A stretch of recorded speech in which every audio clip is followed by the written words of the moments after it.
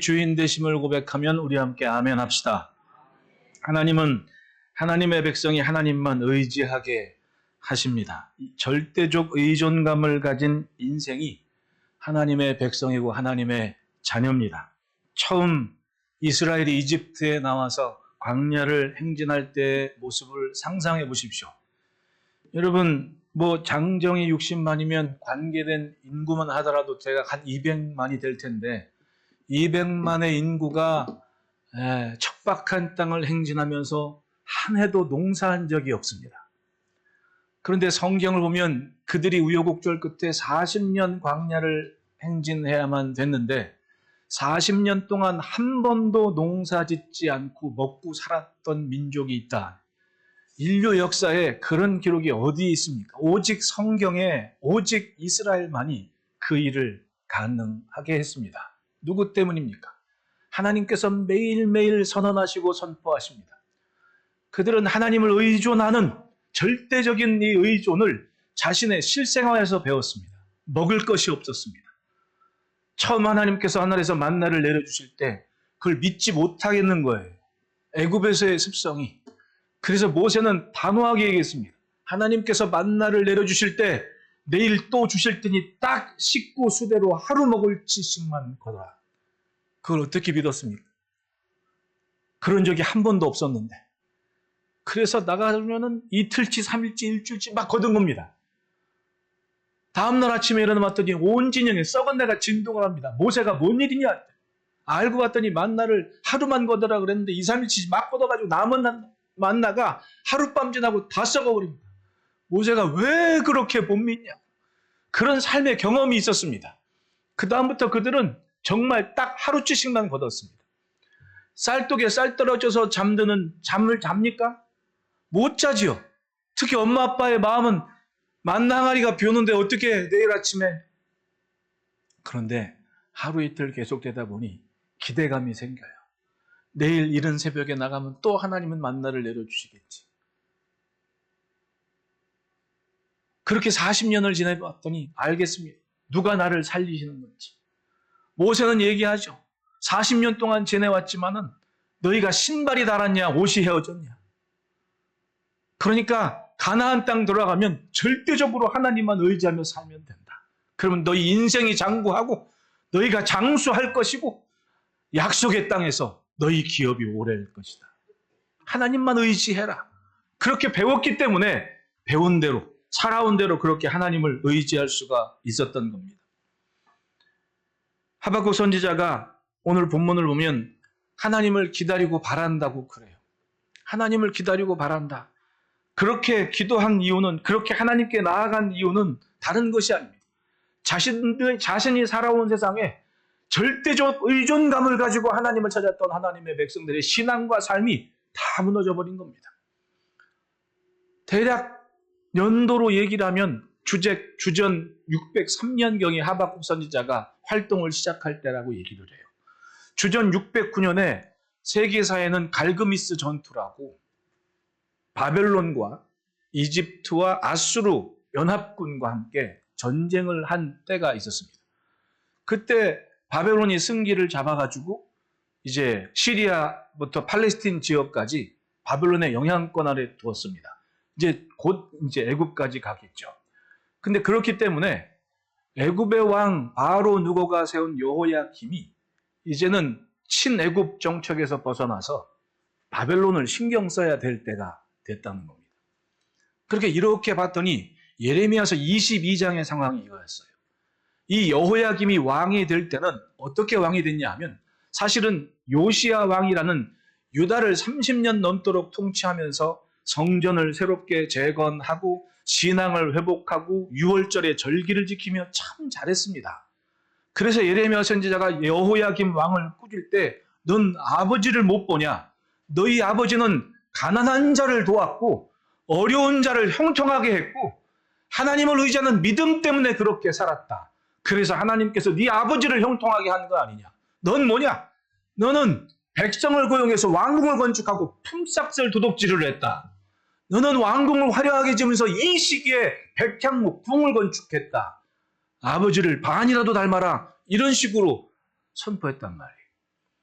예레미야가 그 정도면 백성들의 마음은 오죽했겠습니까? 하기사 상황을 보니 이해가 될 듯도 한 게 이 여호야김은 20대 왕이 됐는데 처음 장남인데 왕이 못 됐거든요.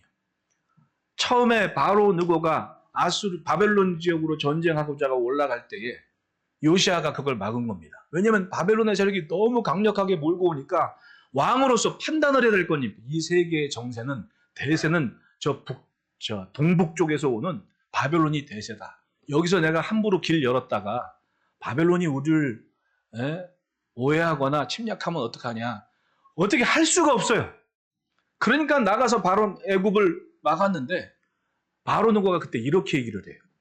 요시아야, 너 평생 하나님 잘 믿고 살아왔는데 왜 지금은 이런 선택을 하느냐. 내가 지금 바벨론으로 가는 게 하나님의 뜻인지를 네가 어떻게 하냐. 이게 하나님의 뜻이면 너는 지금 하나님의 일을 막는 거다. 괜히 잘못 판단하지 말아라. 그런데 그럼에도 불구하고 전쟁터에 나가서 죽습니다. 신하들이 그 세 아들 중에 그나마 똘똘한 왕이 뭔가 첫째는 저건 성격도 못됐고 나쁜 짓만 몰라 하고 우상 숭배하고 안 되겠다. 그래서는 둘째 여호아하스를 왕으로 세운 거예요. 신하들이. 그러고는 전쟁이 끝났는데 이제 뭐 세계사를 보면 이렇게 서로 우겼다고 얘기하니까 비등비등하게 끝났는데 왜냐하면 그때 느부갓네살 왕의 아버지가 죽어요. 그러니까 바로 느고가 내면서 승기를 잡은 거 아닙니까? 예루살렘 딱 보니까 자기 허락 없이 여호아하스를 왕으로 세웠거든요. 이게 똘똘한 아들이라 후환이 두려워. 그러니까 어떻게 합니까? 여호아하스를 애굽으로 잡아가고 좀 그 아들 중에서 못됐다고 소문난 장남 엘리야김을 여호야김으로 이름 바꿔서 너 이제부터 예루살렘 유다의 왕이다. 가버린 거예요. 11년 동안 다스렸다고 얘기를 해요. 그러니까 이 사람은 누가 왕시킨 겁니까? 바로가 왕시킨 겁니다. 그런데 그리고 나서 주전 609년 그 경에 갈그미스가 전투가 벌어지는데 승기를 잡아온 느부갓네살 왕이 아버지의 복수다. 애굽을 정벌하기 위해 가는 겁니다.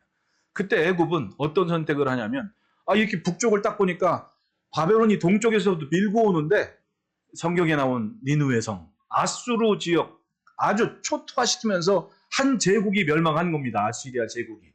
바벨론이 밀고 와요. 애굽은 어떤 마음입니까? 야, 저 중간에 저 아시리아가 없으면 바로 전선이 자기하고 바로 맞닥뜨리게 했는데 안 되겠다. 아수르한테 막 얘기를 해요. 우리 함께 연합을 하자. 그리고 바벨론을 막자.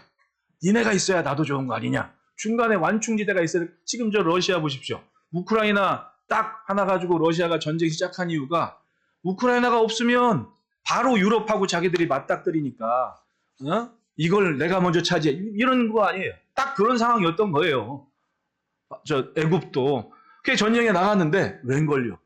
아버지의 죽음에 이를 갈던 느부갓네살이 확실하게 애굽을 초토화시킵니다. 이 연합군들을. 그 밀려난 거예요. 밀려났습니다. 그리고 애굽의 바로가 성경에 보면 애굽 변방 나오지를 못할 만큼 꼼짝도 못하는 거예요. 그러니까 시리아와 팔레스틴이 다 느부갓네살의 통치 아래에 있게 됐던 겁니다. 자, 여기서 예루살렘의 왕을 누가 세웠다고요? 처음? 애굽. 그러니까 예루살렘이 멸망할 때까지 장군들과 신하들이 다 누구를 좋게 얘기하면 애굽을 좋게 얘기하고 애굽으로 피난 간다고 얘기를 해요. 근데 성경을 보면 예레미야는 애굽으로 가면 다 죽는다. 그렇게 얘기를 해요. 그러니까 뭐라고 해요? 예레미야는 바벨론의 간첩이다. 이렇게 얘기를 해요. 그런 상황이 이해가 되시죠? 느부갓네살이 여호야김한테 얘기를 해요. 참 신앙적인 얘기를 합니다. 너 하나님의 백성이니까 하나님 잘 섬겨야 돼. 그리고 갔단 말입니다. 근데 예레미야서 22장에 백성들을 착취하고 일꾼 동원해서 왕궁 지으면서 품삯도 안 주고 나쁜 짓만 골라 해요. 그 이유를 뭐라? 여호와를 경외하지 않았다고 얘기를 합니다. 느부갓네살이 쳐들어옵니다. 다니엘이니 뭐니 포로로 다 잡아가 버리고 아주 혼을 내줘요. 2년 지났습니다. 여전히 또 다시 와. 그리고 두 번째로 잡아간 게 우리가 지난주에 봤던 에스겔 선지자 그 무리. 뭐 귀족이건 왕족이건 뭐 장인들이건 다 데려갑니다. 점점 망해가는 거예요. 그걸 지금 누가 보고 있었습니까? 예레미야 선지자도 보고 있었고 하박국 선지자도 그걸 보고 있는 상태였던 겁니다. 나라 꼴을 보니 큰일 났습니다. 왕이 백성을 위하지를 않아요. 세계의 정세를 보니 큰일 났습니다. 우상 숭배하는 갈대아 사람들이 하나님의 백성들을 도륙하고 난리를 치고 왕족과 귀족과 똘똘한 사람들을 다 사로잡아도 꼼짝 못하는 신세가 돼버린 겁니다. 그게 바로 하박국 선지자가 외쳤던 상황이었던 겁니다. 1절에 보십시오. 내가 내 파수하는 곳에 서며 성루에 서리다. 그가 내게 무엇이라 말씀하시는지 기다리고 바라보며 나의 질문에 대하여 어떻게 대답하실는지 보리라. 예, 하나님을 거역하는 사람들, 우상 숭배하는 사람들, 하나님 멀리하고 생명의 근원이신 여호와를 버렸다는 예레미야의 말씀도 있는데 왜 우리는 변화가 없고 왜 나라는 갈수록 어렵고 망할 짓을 골라 합니까? 아무리 기대도 답이 없는 겁니다. 하박국서 1장 2절을 보면 여호와여 내가 부르짖어도 주께서 듣지 아니하시니 어느 때까지리까 내가 강포로 말미암아 외쳐도 주께서 구원하지 아니하시나이다. 기도하면 누구보다 자신 있게 하나님께 기도하고 외치는 것밖에 몰라. 오직 성경을 보면 2절에도 내가 내 파수하는 성루에 올라가겠다고. 이 사람이 뭐 파수꾼도 아닌데 거기 뭐하러 올라갑니까? 기도하는 자리가 있고 성을 내다보면서 마치 비슷한 상황이 있잖아요. 창세기에도 롯이 그랬고, 그리고 보아스나 에스더서의 이야기를 룻기의 이야기를 보다도 성루에 올라간 사람이 있고, 다윗을 보더라도 성문에 성루에 다 어지간한 사람들은 백성을 위하는 마음을 가지고 거기 있는데 하박국은 거기서 기도를 하고 있다는 겁니다. 하나님 이 상황이 이해가 안 됩니다. 왜 우리가 이런 어려움을 당해야 됩니까? 왜 우리는 변하지 않습니까? 왜 우상 숭배하는 이들이 저렇게 승기를 잡고 쳐들어옵니까? 세상을 보니 답답하고 불의가 판을 치고 의의가 사라진 것 같고 선하고 의로운 사람들이 고통을 당하고 있는데 하나님은 아무런 말씀이 없으신 거예요. 기도해도 응답도 없고. 그래서 2장에는 내 작심하고 성로에 올라가겠다. 질문을 하겠다. 하나님 말씀 좀 해보십시오라고. 비슷한 상황이 요나서에도 있지 않습니까?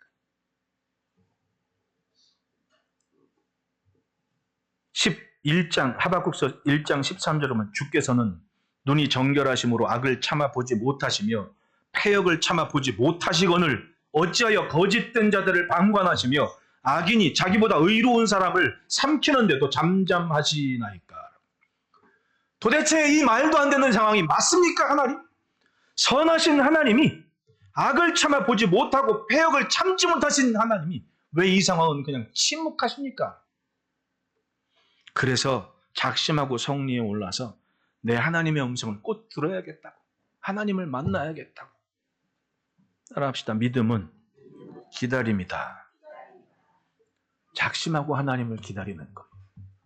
뭐가 있겠지, 뜻이 있겠지. 그때 하나님은 하박국 선지자를 만나주십니다. 2절, 본문 우리가 읽은 2절 3절 보십시오. 침묵하시던 하나님께서 하나님께 부르짖던 하박국에 나타나시고 대답해 주시는 거예요.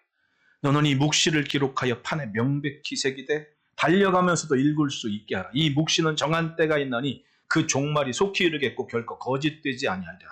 비록 더딜지라도 기다리라. 지체되지 않고 반드시 응하리라. 그리고 그 마지막에 의인은 그의 믿음으로 말미암아 살리라. 그 말은 뭡니까? 그래, 너 의분이 있고 억울하고 원통하고 답답한 것 알지만은 경고망동하지 말고 믿음으로 살아야 돼. 그리고는 2장 20절의 말씀을 하시는 거예요. 오직 여호와는 그의 성전에 계시니 온 땅은 그 앞에서 잠잠할지니라. 하나님의 집이 있고 하나님이 계시는 자리가 있는데 믿고 기다리면 하나님께서 일하실 때가 있다. 이 묵시는 정한 때가 있나니 그 종말이 속히 오리라. 더딜지라도 기다려라. 성전에 하나님이 계시다. 그 앞에서 잠잠하라. 이 말 저 말 할 것이 아니라 성전에 계신 하나님을 믿고 잠잠히 기다려라. 하나님을 만난 하박국이 그 음성을 듣고는 결정을 내린 겁니다. 아, 그렇구나. 하나님이 계시구나. 만나주시니까 알겠어요. 답답한 거 의분이 한순간에 눈녹도 사라지고 하나님을 신뢰하는 믿음으로 노래할 수 있고 기뻐할 수 있고 기다릴 수 있는 인생으로 거듭난 겁니다. 여러분, 주님 만나시기를 축원합니다.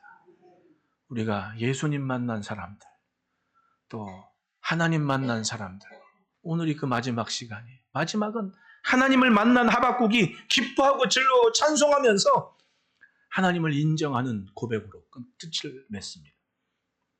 그러므로 따라합시다. 주의 말씀을 품는다. 2절에 여호와께서 내가 대답하여 이르시되 너는 이 묵시를 기록하여 판에 명백히 새기되 달려가면서도 읽을 수 있게 하라. 여러분, 믿음은 들음에서 난다고 합니다. 로마서 10장 17절에 그러므로 믿음은 들음에서 나며 들음은 그리스도의 말씀으로 말미암았느니라. 사람이 믿음이 그냥 자라는 게 아니에요. 여러분, 애들은 귓등으로도 듣는다고 제가 늘 강조하죠. 앉아 있으면 들리는 게 있습니다. 애들 수준에 맞게, 애들 상황에 맞게 그렇구나 하는 게 한 문장이라도 있으면 그 순간 믿음이 자라는 거예요. 저도 책 매주마다 막 주문도 하고 막 쌓아놓고 있는데 어떤 건 주문해서 제목이 좋아서 찾다가는 목차를 보고는 덕권 보고 안 읽는 책도 많아요. 저는 그렇게 생각해요. 요즘 책도 비싸잖아요. 다들 한 4, 5만 원 해요. 이제는 막 어지간히 옛날에 몇천 원짜리 책은 이제는 없어. 근데 딱 보면 저는 그렇게 가치는 그렇게 둡니다. 500페이지 한 권이 읽든 700페이지 한 권이든 한 문장이라도 내게 남는 게 있으면 그건 값을 한 거예요. 여러분, 1시간을 앉아있던 2시간을 앉아있던 다 들어옵니까? 예? 아마 그렇게 되면 이 대한민국 목사님들은 할 일이 없을 것 같아요. 왜 한 번 설교하고 할 게 없으니까. 다 알아. 근데 참 감사하게도 내가 면접할 때 물어보면 저 장로님들 면접하고 물어보면 지난주 목사님 설교가 뭐예요? 네?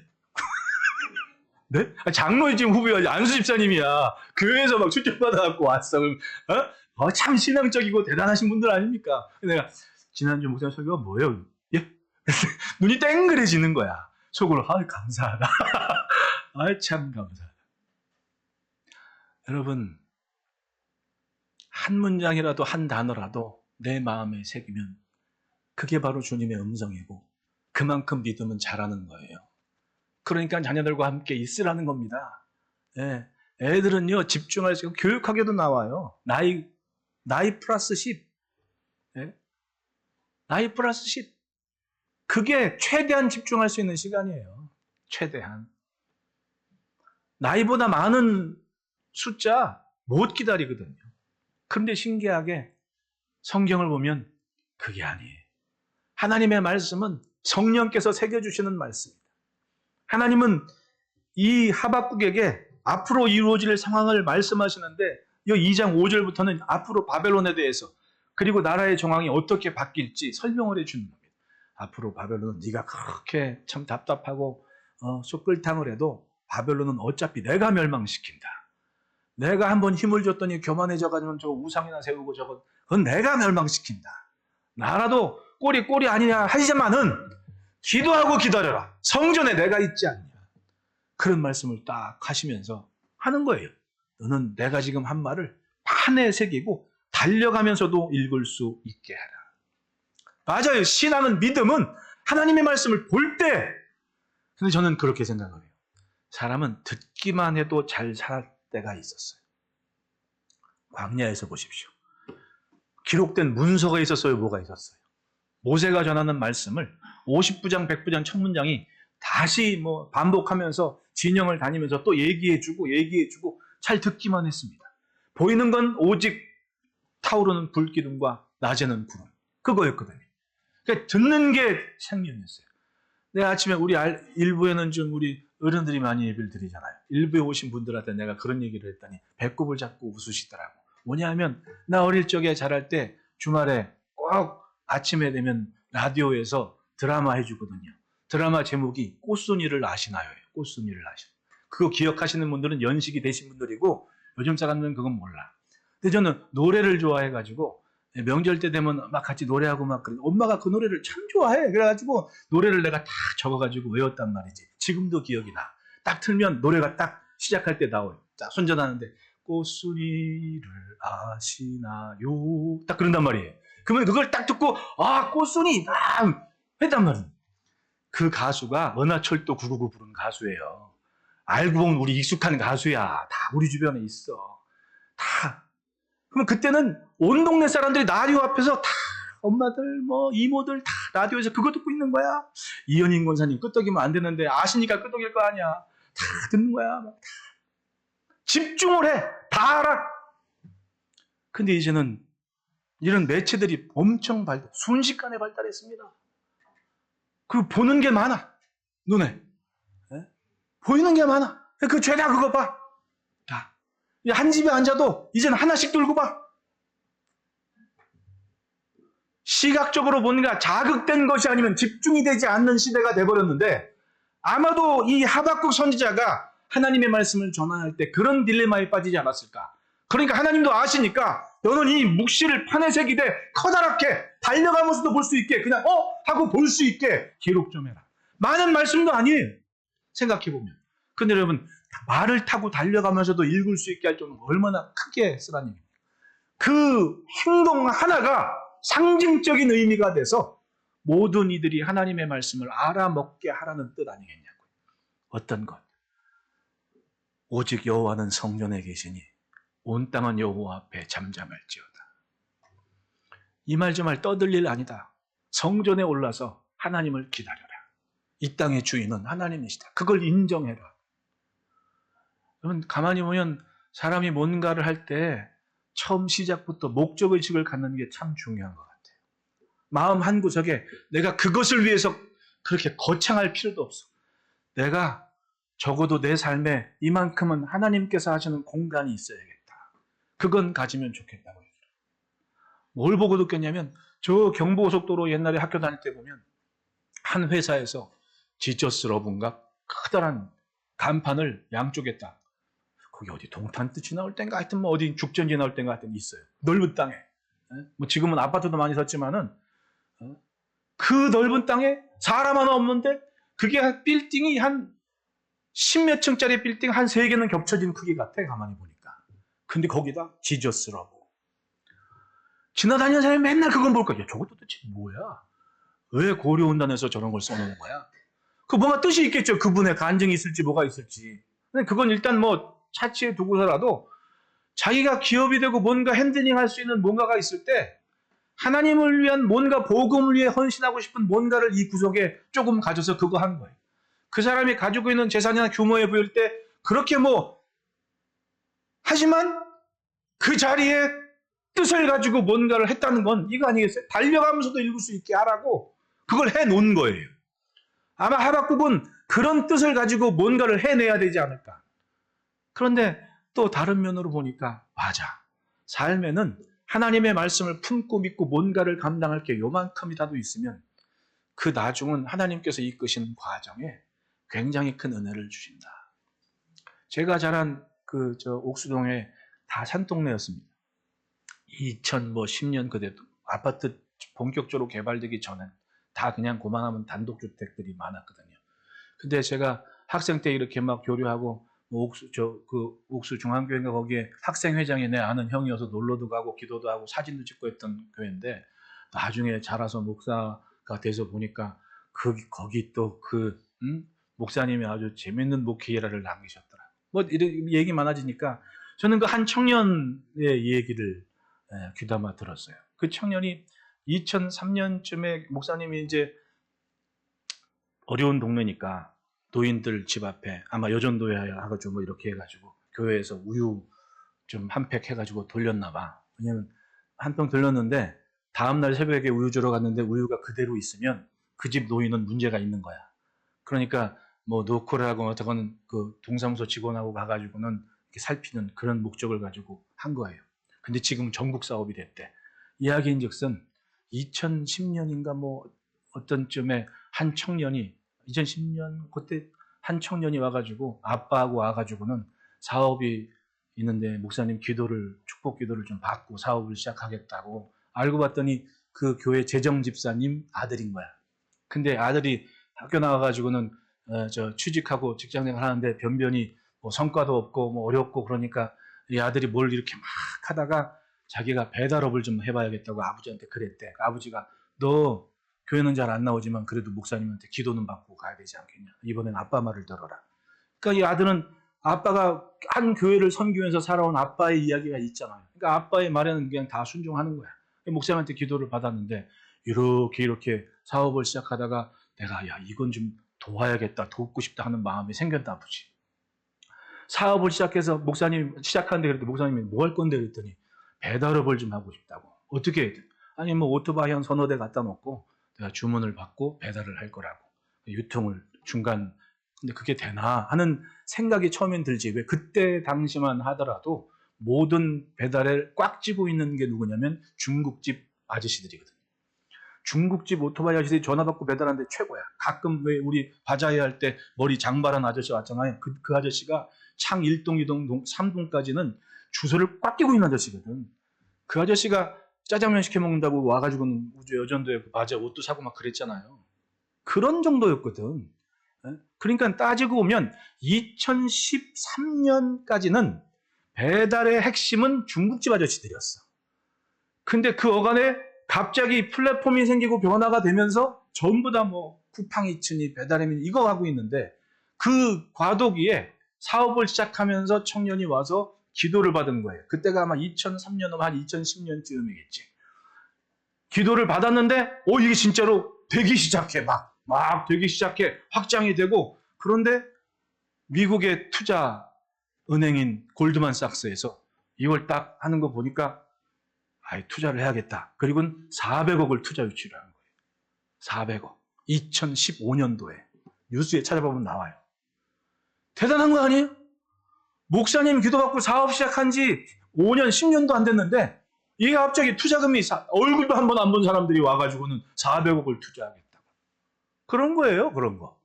그러니까 이 청년이 기도 받았을 때 생각이 나가지고 우유하는 그 사업에다가 10억을 딱 투자를 하고 후원을 하고 매해마다 몇 억씩을 있는 사람은 씀씀이에 꼭 뭐가 있냐 하면 하나님께서 일하시는 공간을 가지고 있더라고. 하나님께서 일하는 공간. 나는 일을 하고 먹고 살아도 그거 하나는 갖고 있어야 된다고 생각을 해요. 그게 어디서 생깁니까? 가만히 잘 들어보면 뭔가 할 만한 것이 있고 생겨. 하나님의 말씀을 들으면 믿음이 생겨. 그것이 아니면 들리는 게 죄다 세상 일인데 믿음이 분명한 세상 거 들어도 걱정은 없습니다. 왜? 그 인생에 서야 할 자리가 어딘지를 아는데 뭐가 걱정입니까? 뭐 밥송을 넣건 그거 뭔 문제예요? 중심이 분명한데. 저는 전도사 때도 그런 생각은 있어가지고 부흥회 때 어떤 목사님 왔는데 자기네 교회 머리가 막 노랗고 그래갖고 이 마귀 새끼들이라고 막 혼쭐내었다고 자랑을 하고 있는 겁니다. 그래가지고 애들 데리고 안 되겠다. 여기 오래 있으면 애들 버리겠다. 왜냐하면 그때 우리 교회 집사님 머리가 연두색이 있었거든. 연두색. 누군지는 궁금해하지 말아요. 근데 꼭 교회에서 밥 먹을 때 김치 먹으면서는 그 양반이구나 이렇게 생각을 할 수 있어. 상상이 안 되죠? 연두색이었다니까. 그럼 대왕마귀야? 아니거든요. 너무 편협한 사고를 가지고 자신이 함께 기도하고 말씀을 예배하며 살아가는 이 성도의 신앙과 정체성과 영적인 능력을 가볍게 생각하는 겁니다. 들으면서 난다 그래요. 귓등으로 들어도 그건 반드시 믿음이 돼요. 주의 말씀을 품으면 생명 있는 신앙이 돼서 그러니까 애굽에서 요셉은 총리도 했고 바벨론의 다니엘은 생긴 건 바벨론 사람인데 충분히 하나님의 사람으로 명성을 떨치지 않았습니까? 뭐 때문에 그래요? 들은 말씀 때문에 그런 거예요. 말씀을 품으면 미래가 분명해집니다. 여러분들 가정이 하나님의 말씀을 품고 들려진 말씀에 소망 삼아 기도의 줄을 잡고 형통한 삶의 길을 축복합니다. 둘째는 따라합시다. 하나님 앞에 잠잠하라. 2장 20절에 오직 여호와는 그러니까 하나님 만난 일의 결과가 그거예요. 하나님은 의인은 믿음으로 말미암아 산다. 그 말씀을 분명히 하시고 결론으로 20절에 오직 여호와는 그 성전에 계시니 온 땅은 그 앞에서 잠잠할지니라 라고 말씀을 하고 결론을 맺는 겁니다. 눈앞에 벌어지는 현실은 답답한데 그래서 하나님께 통탄을 하면서 외치고 나 좀 내 답변을 좀 주시라고 막 부르짖었더니 갑자기 하셔서 지금부터 내가 하는 말 잘 들어라. 사람들이 달려가면서도 읽을 수 있게 해라. 오직 의인은 믿음으로 말미암아 산다. 그러니까 어떻게 합니까? 내가 그동안 좀 안다고 경거망동한 게 부끄럽고 오히려 내가 외쳐댄 것이 하나님 앞에 소리 지른 것이 하나님을 인정하지 않는 꼴이었고 할 말이 없는 겁니다. 하나님 말씀하셨거든요. 온 땅은 여호와 앞에 잠잠하라. 왜? 여호와는 성전에 계시다. 그걸 세상살이 힘들다고 돌아가는 꼴이 아프다고 그걸 인정하지 않고 성전을 보지 않았던 거예요. 그러니까 얼마나 민망합니까? 하나님은 하박국에게 말씀하십니다. 이 묵시는 정한 때가 있나니 그 종말이 속 이르겠고 결코 거짓되지 아니하리라. 비록 더딜지라도 기다리라. 지체되지 않고 반드시 응하리라. 여러분, 삶에는 하나님께서 뭔가 하실 그런 틈, 그런 공간이 반드시 있어야 돼요. 내가 지금 경험이 있다고, 내가 지금 안다고 앞장섰다가 하나님께서 하실 일을 막아버릴 때가 있다니까요. 때로는 비켜섬이 용기인 겁니다. 잠잠히 비켜서서 하나님께서 하시는 일을 볼 수 있는 거. 네. 그렇게 막 하늘에서 불을 내리고, 그래도 엘리야는 어떻겠습니까? 로뎀나무로 도망가서 이제 나 살 만큼 살았고 할 일 다 했으니까 나 이제 죽어도 좋습니다. 그런데 하나님이 너 동굴 가서 좀 있어라. 과거를 얘기하면 내가 이만한 굉장한 일을 했고, 내가 기도하면 하늘에 비가 그치고, 내가 기도하면 비가 내리고. 근데 엘리야는 그거에 연연하지 않습니다. 말씀하신 대로 죽을 둥 살 둥 하면서 도망가가지고 하나님을 기다리는데, 굉장한 하나님의 역사를, 앞으로 벌어질 일을 또 순종하며 또 다시 충성하며 엘리사에게 기름을 붓고, 하사엘에게 기름을 붓고, 엘리야의 기도로 그 뒤에 근동의 판세가 달라지는 거예요. 따라합시다. 하나님보다 앞서지 말자. 말씀을 깨달은 심령은 기다려요. 하나님보다 앞서니까 맨날 나밖에 없는 줄 알지. 때로는 그 교만이 하나님의 역사를 막고 있는 거예요. 비켜서서 기다리는 겁니다. 하나님이 하실 시간. 왜 기적이 없냐고요? 다 막고 있습니다. 비켜서서 하나님을 갈망하고 기다리는 사람이 없는 겁니다. 사람이 없는 거예요. 기적이 필요한 인생이 없는 겁니다. 제가 벌써 한 15년 됐습니까? 한 13년 됐겠구나. 중국 딩시에 있는 그 양 선생님 만났을 때. 그래도 좀 교육 집안이고 중국에서 좀 알아주는 가문이었는데, 어찌어찌 예수 믿고 이제 어려운 일 당하고 그랬거든요. 부인 죽게 생겼습니다. 교육자 집안이었고, 또 옛날 국민당 시절에는 또 이름 있는 행색계나 했던 집안이고, 경험도 많고, 그러니까 의사란 은전, 중의는 다 찾아가면 부인이 안 나. 근데 어찌어찌 선교사님 만나가지고는 기도하고 말씀을 듣는데, 기다리라고, 하나님 믿고 기도하자고. 그 똑똑한 양반이 이게 설득이 되겠냐고. 근데 이제 아무런 방법이 없어. 다 해봤거든. 이제 기다릴 수밖에 없는 거지. 그런데 뭐라 그래? 기도하며 기다리라 그러니까. 그때부터는 그냥 모이는 때마다 기도하고 모이는 때마다 진짜 병이 났어. 그 고백을 말씀대로 하면 삽니다. 그리고 그 부인은 병이 났으니까 터미널 앞에서 가방, 신발, 짝퉁도 있고 그거 팔면서, 남편은 거기 은혜받아 도전하고 신학 공부한 다음에 한족들 대상으로 복음 전하고 있고, 부인은 돈 벌어서 그거 후원하고, 그런 집안이 된 거예요.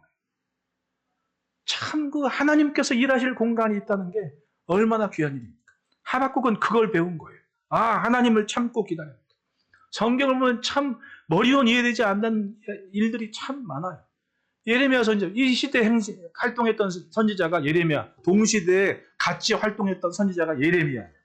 얼마나 속탑니까? 왕이라고는 백성들은 요만큼도 생각하지 않고, 그래서 왕한테 얘기했거든요. 당신 그러다 죽습니다. 하나님을 제대로 믿어야 됩니다. 애굽이나 바벨론 찾지 말고 하나님을 경외해야 됩니다. 그건 느부갓네살 왕이 귀족들 잡아가면서도 한 소리야. 왜? 느부갓네살은 예레미야를 알고 있었거든요. 그러니까 자기 장군 느부사란한테, 너는 예레미야는 손터들만 다치지 않게 하고, 그가 나한테로 온다 그러면 극진히 대접해서 데리고 모시고 와라. 그가 거기서 산다 그러면 보살펴서 총독으로 하여금 그 신우사를 잘 살펴라 할 만큼. 그런데 자기가 40년을 외쳐도 변하지가 않는 거예요. 속 타지요. 여호야김 때부터 23년을 외쳤는데도 나라가 안 변해요. 얼마나 괴롭습니까? 그런데 하나님은 계속 전하라고 그러는 거예요. 결국에는 나라 망하고 애굽으로 억지로 끌려가가지고는 사람들 말이 참 그래요. 말씀하시라고, 내가 듣겠노라고 말했더니, 처음에는 바룩한테 내가 하는 말 잘 적어 듣고, 너 성전에 가서 대제사장들과 백성들 앞에 그거 낭독을 해야 돼. 바룩이 받아 적고 갔단 말입니다. 딱 읽는데 대제사장과 방백들이 어떻게 이거 적었냐고. 예레미야 선지자가 듣고 불러주는 거를 내가 듣고 받아 적었습니다. 이거 절대로 왕의 귀에 들어가지 않게 하고 이거 모르게 해라. 그리고 자기들끼리는 회개하고 기도하면서 준비를 하고, 예레미야는 괜히 왕이 알면 승질 건드려가지고 죽을까 봐 그걸 덮어뒀단 말입니다. 그런데 시간이 지나고 방백들이 왕한테 한간에 이런 문제가 있는데 왕도 좀 준비 좀 해야 되지 않겠습니까? 별장에 놀러가서 쉬고 있는 왕한테 그걸 갖다 줬네. 그러니까 왕이, 자, 그때 왕은 아버지 요시야 때부터 잔뼈가 굵은 대신들 밑에서 이제 왕 노릇하는 사람 아닙니까? 20대 청춘에 왕이 돼가지고는 자기 무시한다고 얼마나 좀, 그리고 일단 앙금이 있어. 내가 장남인데 나를 왕 안 시키고 누굴, 동생을 왕 시켰거든. 그러니까 모든 신하들이 마음에 들어 안 들어. 괘씸한 이런 상태야. 그런데 별장 가서 쉬고 있는데 예레미야가 하나님의 말씀 받아고 책을 가져온 겁니다. 그러니까 이 왕이 어떻게 돼? 자기 신하한테 읽어. 한 페이지 딱 일로 와, 찢어. 칼로 찍 빼가지고 장작부에 던져버려. 다음 페이지 읽어. 쭉 읽으니까 가져와. 칼로 찍어가지고 던져버리고. 그런 왕이었어요. 그리고 같이 같은 시대에 똑같이 우리야라는 선지자. 그러니까 우리가 연결이 돼. 하박국, 우리야, 예레미야 다 같은 시대에 있던 선지자. 말씀을 외치고는 여호야김이 삐져가지고는 죽이겠다고 그래요. 우리야가 도망을 가버렸습니다. 어디까지 애국까지 도망갔어. 그 여호야김이 사신하고 군대를 보내가지고 그 도망간 선지자, 연약한 선지자를 잡아내 자기 앞으로, 그리고 죽였습니다. 그러니 하박국 선지자가 그거 나라 꼴을 보고 마음이 어떻겠냐고. 그 상황인 거예요.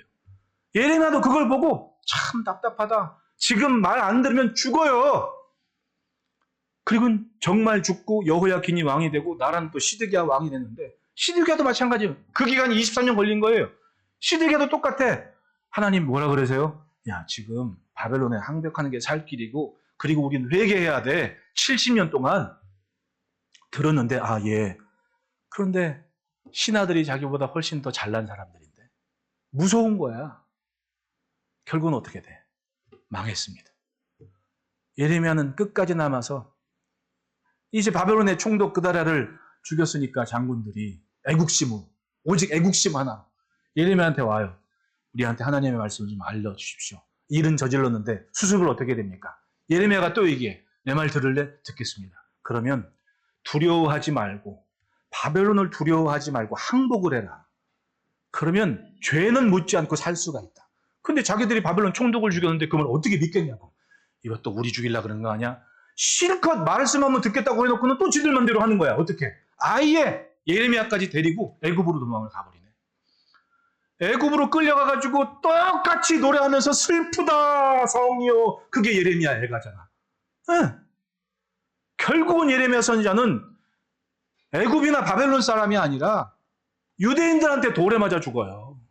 도대체 이게 무슨 꼴이냐고. 그래도 끝까지 40년을 굴하지 않고 하나님의 말씀을 전했습니다. 뭐 때문에? 하나님이 계신 걸 아니까. 하나님 앞에 사니까. 그런데 이스라엘은 성전에 하나님이 계신 것은 인정하지 않고 삶에 빠져서 애굽으로 갔다 바벨론에 갔다. 대세는 애굽이다. 대세는 바벨론이다.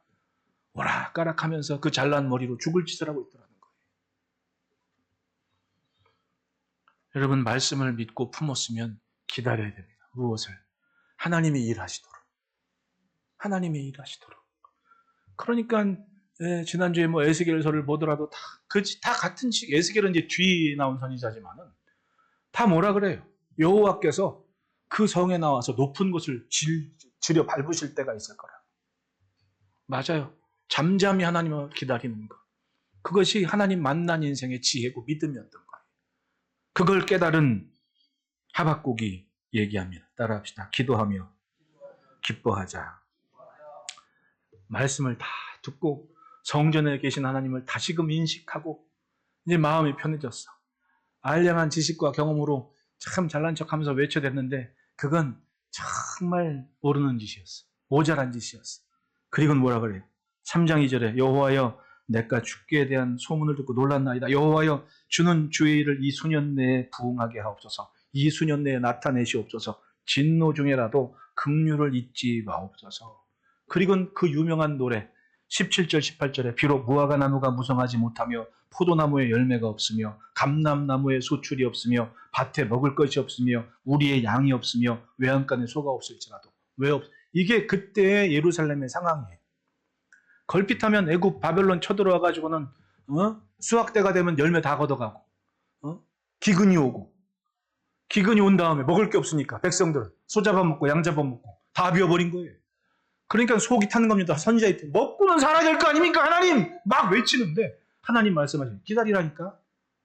잠잠히 내가 성전에 있잖아.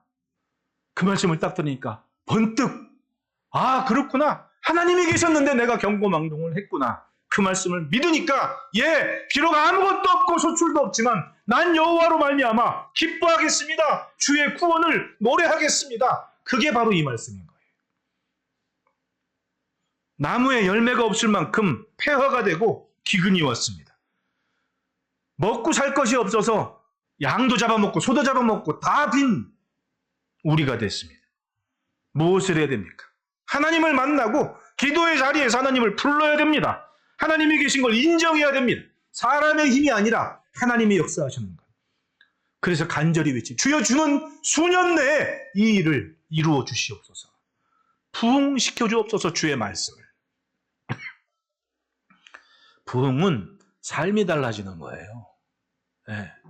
뭐 굉장한 역사가 일어나는 게 아니라 내 삶이 먼저 달라지는 거예요. 더 하나님을 인정하고 더 하나님을 높이는 것. 제가 목회 일기도 썼지만 그 덴젤 워싱턴 그 사람 처음 그 영화 나왔을 때 이 사람 눈망울을 보니까 뭔가 있는 사람인데 그랬는데 나오면서 후문을 요즘 들어보니까 그랬구나. 엄마하고 부인의 기도가 참고 기다려주는 부인 참고 기도한 엄마의 기도가 한 사람을 그렇게 인생을 사용하셨네. 톰 행크스가 그 사람 그 덴젤 워싱턴하고 영화를 찍을 때 감독이잖아요. 톰 배우지만 감독도 되잖아요. 그 사람이 그런 얘기를 이 사람하고 작품하는 거는 위대한 수업을 듣는 것 같다고. 도대체 영화 찍으러 가서 무슨 말을 하기에. 옛날에 몇 년 전에 윌 스미스가 그래미 어워드에서 그 사회자가 자기 부인 좀 디스한 것 가지고 윌 스미스가 참지 못하고 그 맨인 블랙 그 배우 그 사람이 참지 못하고 가가지고 그 생방송으로 방송했는데 MC 뺨을 빡 때렸잖아요. 그랬거든. 그리고 딱 씩씩거리고 내가는데 아무도 못 잡아. 왜? 화난 놈 어떻게 건드려? 근데 덴젤 워싱턴이 일어나가지고는 딱 붙잡고 기도하자. 사람은 선줄로 생각될 때 넘어질까 조심해야 돼. 이 행동을 가슴 깊이 회개하고 네 삶은 변해야 돼. 덴젤 워싱턴이 그랬대네. 알고 봤더니 그 사람이 27살에 교회에서 참 마약이건 뭐건 찌들고 있다가 어찌어찌 예배 드릴 때 그 첫 예배에 뭔가를 감흥을 받아가지고는 그걸 품고 있는데 내가 이제 하나님 부름 받았으니까 신학교를 가겠다고. 그러니까 목사님이 그랬대. 네가 있을 곳은 신학교가 아니라 이 헐리우드에서 복음을 전하는 일을 네가 감당해야지. 그리고 오디션 봤는데 영화가 배우가 돼가지고는 주구장창 그렇게 살아왔는데 60대 딱 되니까 60대 동안은 술을 못 끊었대. 그래가지고는 아무리 나를 위대한 강의자 위대한 전도자라고 얘기해도 자기 스스로는 답답하더래. 근데 엄마의 기도가 생각이 난 거야. 너는 하나님을 위해 헌신해야 된다고. 그때가 바로 어떤 대학 졸업식 때 서게 된 때였거든. 근데 그 졸업식에서 일장 연설을 유튜브에 나오더라고. 하나님을 최고의 자리에 모셔라. 그게 그의 고백이었고 그 뒤로 신학 공부에서 나이 70에 목사 안수를 받았다는 얘기가 뉴스에 나왔더라고. 다 사람들이 살다 보면 스토리가 있는 거야. 사람의 삶의 이야기가. 근데 어떡하든 뭐든 가만히 보면 아름다운 인생, 끝이 멋진 인생은 삶의 요만큼이라도 하나님의 자리가 있는 거예요. 하나님 때문에 기쁜 거. 소출이 없고 양과 소를 잃어도 하나님 때문에 오늘 기뻐하며 노래할 수 있는 거. 그래서 19절에 주 여호와는 나의 힘이시라 나의 발을 사슴과 같게 하사 나를 나의 높은 곳으로 다니게 하시리로다. 하나님을 인정하는 인생은 걷는 길이 달라요. 같이 땅 밟고 산다고 같은 인생으로 보지 말자고. 하나님을 인정하고 믿는 인생은 조금 더 차원 높은 자리에서 세상을 볼 수 있는 시야를 갖습니다. 시선을. 여러분 요만큼 높다는 게 얼마나 저기 저 도윤이 아빠가 쳐다보는 거랑 내가 보는 거랑 세상이 같을 것 같아? 30cm는 다를걸? 게다가 산에 올라가 봐. 지금은 이제 지훈이가 보는 것도 달라질 것 같아, 나랑. 높다는 게 그게 조금 달라요. 왜? 나의 시선과 높은 시선이 먼저 위기를 알고 먼저 뭐가 있는지를 먼저 보거든. 우리가 하나님을 인정하며 높은 곳에 다닌다는 의미를 보십시오. 현실은 그걸 못 봤기 때문에 불평도 하고 원망도 하고 도대체 하나님은 어디 계시냐고 왜 침묵하시냐고 난리를 치는데 말씀을 듣고 보니 위에서 내려보니 아니야. 하나님은 성전에 계셨고 우리가 할 일은 그걸 믿고 기뻐하고 즐거워하고 기다리는 것. 마주보고 인사합시다. 하나님을 기다립니다. 세상과 다른 길을 살며 하나님의 기억과 또 자녀들에게 남길 멋진 기록이 되는 복된 삶이기를 축원합니다. 기도하겠습니다.